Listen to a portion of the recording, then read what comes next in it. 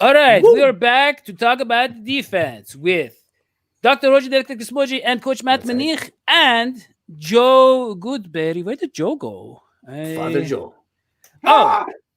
What's up, guys? I'm here. We're here. I made There- this for you guys because I wanted to fit in. I love your show and I love the puppets. So I don't know if you've ever had a puppet on the show before. I forgot you got to move the mouth when you talk. yeah. Well, we do appreciate it. I did say it was a condition to be a puppet to be on the show, but it's okay, Joe. You can come up now. You can come back. Okay. Yeah, you can. All right. Yeah, it's okay. Oh, It's okay. I Yeah, don't know how you guys we do want this. our guests to be comfortable. Yeah. All right, cool. I'm good. So let's jump right into the defense. Okay. Jump into it, man. So, Joe, the defense was, we talk about the offense, but the defense was like setting bad historical marks the past couple of years, right? I mean, they were giving up a crazy amount of yards. It really looked like we did not have one competent linebacker, I mean, last year we saw flashes from Jermaine Pratt, but other than that, the past couple of years, it's just been like the defense has been kind of hopeless, other than Geno Atkins, Curtis Dunlap, those kind of guys, Jesse Bates, obviously. But yeah, so overall, our defensive perception is our defense is weak. They're what really guarantees we can't be a contender this year. What do you see in this game against the Chargers? What is the biggest weakness that we have to compensate for? Go ahead. It's answering those questions that we've had. It's, because it wasn't just last year or the year before. It's been, I don't remember the last good linebacker that's been for the Bengals outside of Vontaze Burfict. So linebacker is still a major issue. How they're going to rotate those guys is still a mystery because we didn't get the preseason. We didn't get camp. I don't know who the nickel linebackers are still. I think Sean Williams being there would have changed some things up, but it doesn't sound like he's going to play. And I think largely, if you look at the first 8 games versus the last 8 games, that is two different stories of last year with the Bengals, not only on offense, but I felt on defense too. The first 8 games, I'm like, they fired coordinators for similar starts to this. And I wondered about Lou Anarumo's job, but then they kind of figured it out a little bit, and Jesse Bates played better and all the linebackers played better. A lot of defensive linemen just started to gel together, but they add guys like DJ Reader. And I think you get a healthy Carl Lawson. They're managing his snaps, and I think we'll continue to see that. The hard part is the cornerbacks. And while Darius Phillips played a lot last year, and I think he had 75 coverage snaps, ended up with 4 interceptions, that's high production. But at the same time, I do think we're going to look at the secondary and say there's a lot of questions still. We got Vonn Bell, you've got Mackenzie Alexander, and you got Darius Phillips that are kind of new to a starting role, at least starting week 1 with the Bengals. And how are they going to fit them? How is it going to work together? Is there going to be some communication issues? There was a lot of communication issues last year to start the year with the new defense. So maybe some of those are ironed out, but having new faces and guys next to you brings new host of issues that you got to figure out on the fly. And I think we will see that, especially with no preseason. You're only going to get your own offense for the last 4 weeks. You're going to actually see another offense that you don't have any tape on. We said that about the Bengals offense. It's kind of true still with the Chargers. Well, you mentioned Vonn Bell. I mean, honestly, Joe, and I know he's new to the team, but he just seems like such a professional, such a talented guy. I kind of feel that he'll just transition, and the secondary, he'll give the defense, the secondary, a little more identity immediately. But I know that it's going to get better over time as they kind of find, as they get used to playing next to each other. And we didn't have the preseason, obviously, that kind of maybe set us back too. But okay, so let's say, how are they, going to deal with playing a guy like Tyrod Taylor? Because Tyrod Taylor. Tyrod Taylor. Tyrod Taylor. Let me put this out there for everybody. This is a man who's been underestimated a lot. He's had a series of injuries here and there. He's played for a bunch of different teams. He's never really been settled. But this is a man who can. He is like an Andy Dalton, Alex Smith type guy. He gets the job done. And I don't think that you can just say, oh, Tyrod Taylor's a nobody. No, there's a reason why he's starting over Herbert, and that's because experience counts. He's got experience. He's going to be able to read through our defense. I would worry about Tyrod Taylor. I would. And by the way, I would worry about Herbert too. If they let Herbert play, that man is really good. Yeah. Coach Matt Minich, I mean, what do you say? I mean, what do you see about the overall defense? What do you see about the overall weaknesses of the defense? Well, with Trey Waynes out, like Joe was saying, corner's a question mark. I'm a big Phillips guy. The number one thing people say about him is his height. I really don't think that's as big of a deal as we make it out to be. I mean, obviously in certain matchups, you're not going to want a guy like that covering on Tate or anything, but I don't think that's as big of a deal as we make it out to be. The big thing for me is really the coaching. And Joe talked about this too with, bad start. That was Anarumo going to stick around? We knew Anarumo was a late hire. I saw a lot of things on film last year that were very interesting in a good way. Like for instance, the way they use Sam Hubbard, right? Moving him all over the field, the different things they were doing, how they kind of transitioned, how they were running a bit of a 3-4, a bit of a 4-3, and just utilizing their personnel in some very interesting ways in the front seven. At the back of the defense, the secondary had some big time problems, and a lot of it was either scheme or communication. And Joe and I actually, we were having a discussion like over DMs one time, like, what is this? Do you have any idea what it is? And I mean, I think we both did videos that week talking about a blown coverage and what possibly they could have been trying to do. So now they've had a year, they've got new players, so hopefully there's a processing aspect to that too, and it's not just that Dre was getting burned because he was slow and stiff. It's he wasn't processing things, and maybe that's why they were out of position. Hopefully they replace some of those guys. There's also been a coaching change at corner. Hopefully that's helped some things out as well. Yeah. So that's to me is the big question mark, because I think Anaruma's defense has some aspects where it's like, oh, this could be pretty cool. Yeah. But they got torched a lot, and a lot of it was missed tackles. They did. Yeah, missed tackles. And look. Yeah. And just things that look like they may have been schematic, right? Yeah. It's sometimes, usually you can tell when it's a mental error by a player, because one guy's out of position. Right. But then there were times when you couldn't even tell who was out of position. The whole team was out of position. Looks like we didn't even know what game we were playing. I know, but so look. So that's the big question with me is they're playing what are they doing, and who is Anarumo?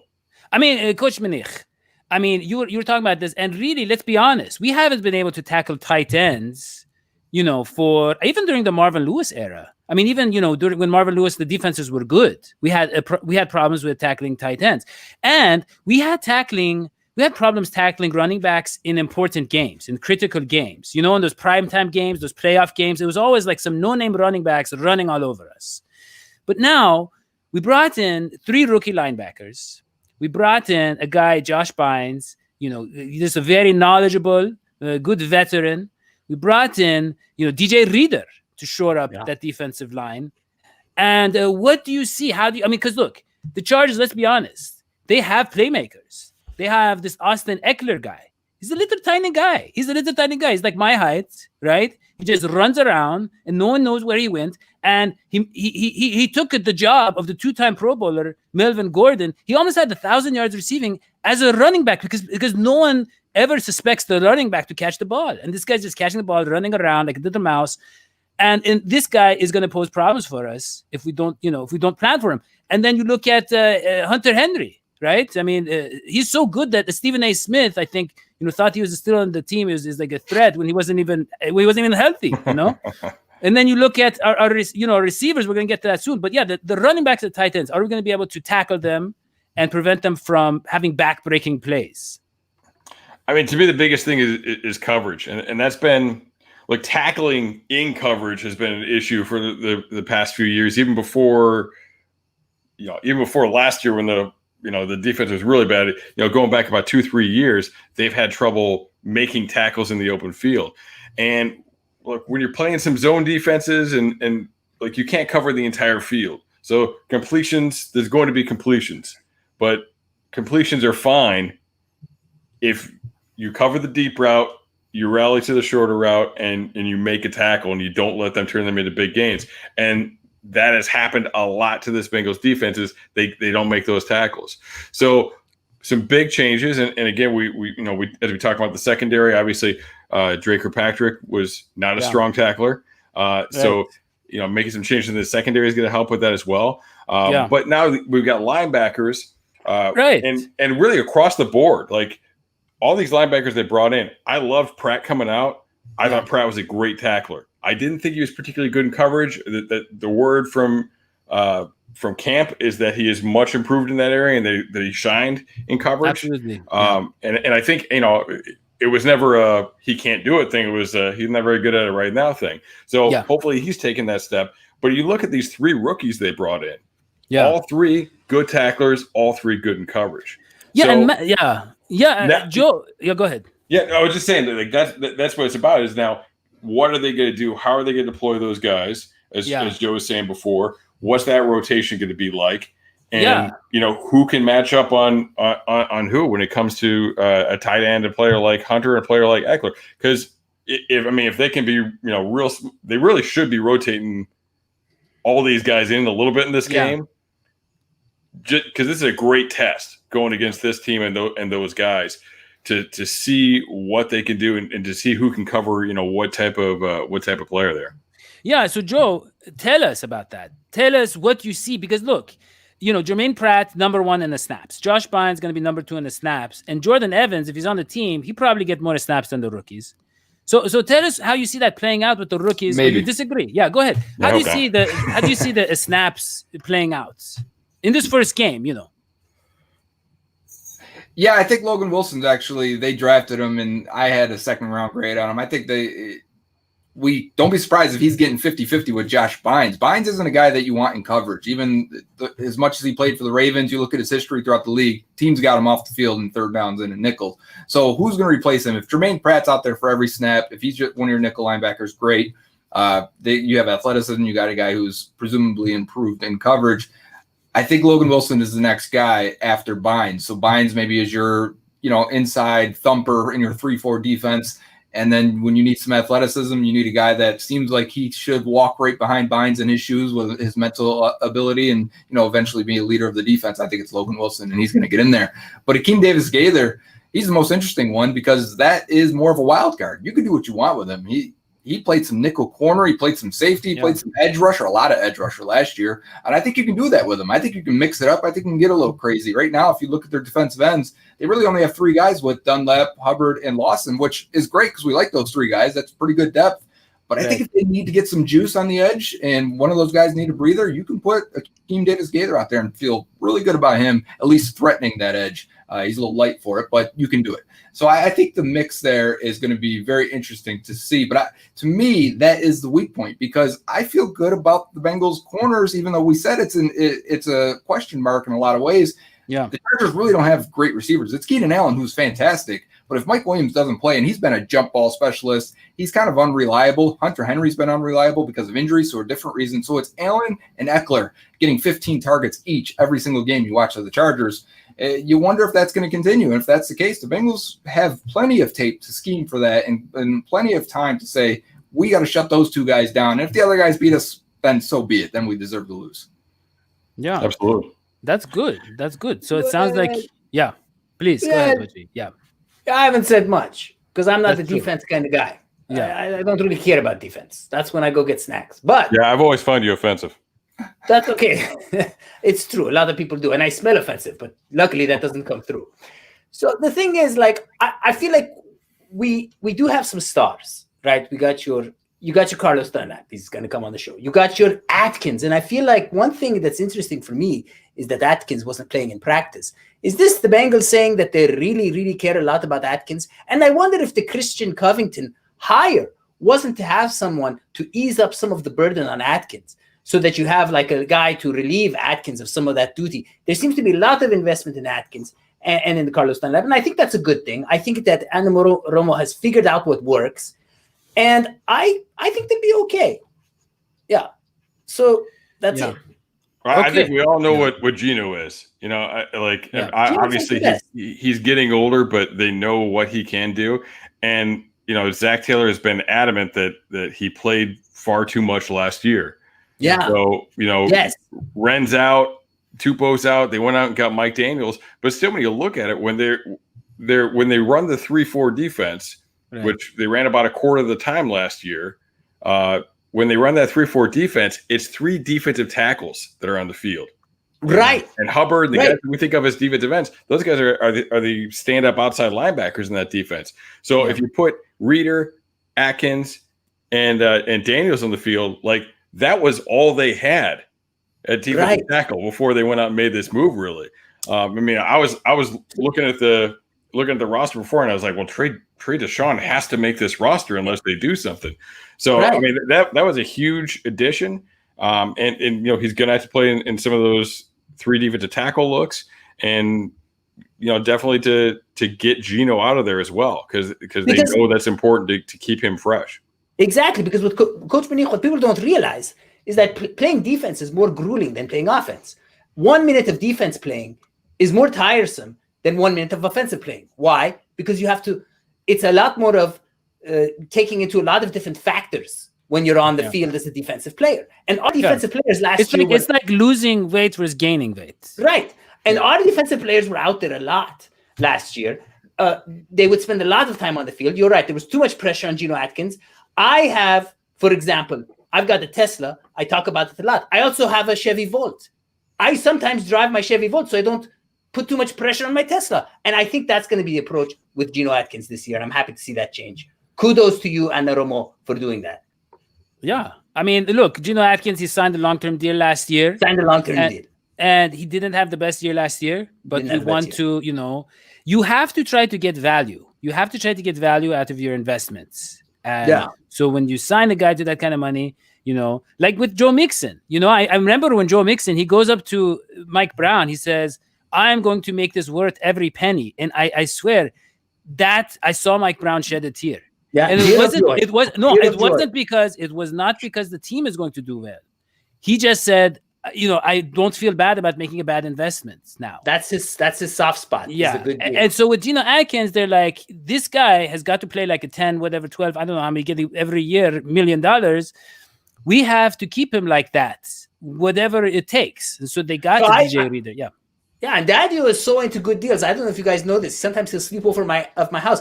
He has great value underwear. I didn't know Walmart made underwear. His underwear says great value. Yeah. I've watched it. I've watched that underwear. Yeah, it's great value because it actually you can attach multiple underwears and use them as a table cover as well. Parachute. And that, you can use it as a parachute. It's just they're really, you should try them out, guys. Really great value. And unfortunately, that you a face mask. I've seen you do that, and that's disgusting. I have a face mask right here, guys. You see that? That's my Bengals face mask. Do you see it? Your mustache. No, right here. Well, the mustache filters the air. I have the mask. It's a handkerchief, Father Joey. That's why you can't see it. It's beneath the. Yeah, right. Yeah. So guys, just be careful out there, and we hope the Bengals are careful. Geno Atkins, another thing is you got to protect him. You know, he's vulnerable. He's high risk with the virus. So you got to protect that guy. Why is that? He has sickle cell traits. He does? Yeah. I did not know that. I think so. Now I'm doubting because Joe, he does. Yeah. He does. Wow. He does. So that's another thing. I don't know if when Mike Brown probably is very worried about that as well. Okay, guys, great show. Thank you so much. And please, Joe and Matt, please tell people, in your opinion, should they subscribe and like and turn on notifications and, leave comments in your opinion?